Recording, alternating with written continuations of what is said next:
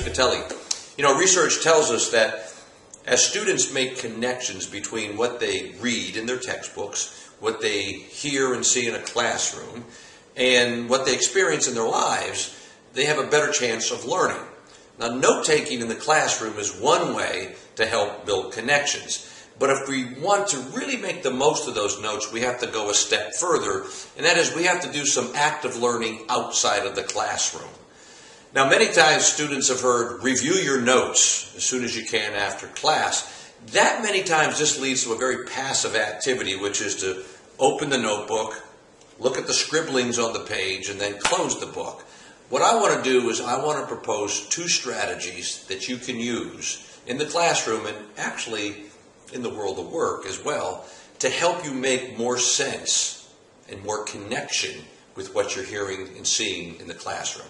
So here's the first strategy. The first strategy is what I call review, relate, and reorganize. The 3 R's. First, you open up your notes, you review the notes. What did you hear?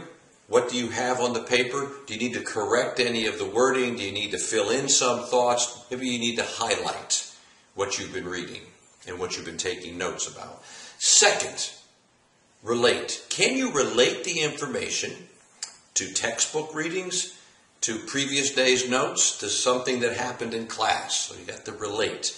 And then third, reorganize. Sometimes in the class, the teacher might move about and skip around. And so now when you reorganize your notes at your leisure and after class, you might maybe draw an arrow, maybe fill in some more blanks, maybe put in some margin notes to reorganize what you have. So that's 3 R's, review, relate, and reorganize. Neatly connected to the 3 R's is something that I call TSDs, title, summary, and detail. Now here's what you can do with that. Look at the notes and give the notes a very creative title. Maybe 2, 3, 4 words, punchy, even silly, but it gives the big picture.